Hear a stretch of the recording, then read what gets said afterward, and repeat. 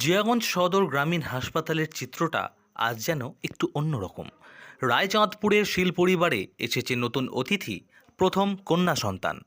আনন্দে ভরেছে হাসপাতালের প্রতিটি মুখ, প্রতিটি কোণ। গত 11ই নভেম্বর প্রাকৃতিক নিয়মেই জন্ম নেয় সুজিত ও পার্বতী শীল দম্পতির ছোট্ট কন্যা। বৃহস্পতিবার তাকে ঘরে ফেরাতে হাসপাতালের উঠোনটাই যেন সাজানো হয়েছিল উৎসবের রঙে। বেলুনে মোড়া গাড়ি, হাতে ফুল আর মুখে তৃপ্তির হাসি।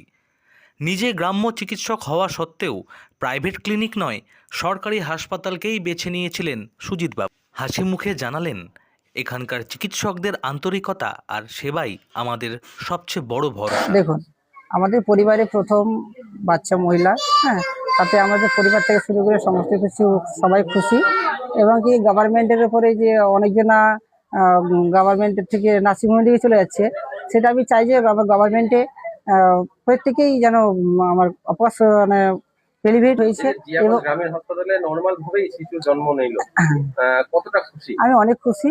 তাতে সিস্টার থেকে শুরু করে স্যার সবাই খুব ভালো পরিষেবা, এবং জিএম হসপিটালে সবাই খুব ভালো একটা প্রতিষ্ঠানের মধ্যে কাজ হয়। এসেছিলেন আপনারা?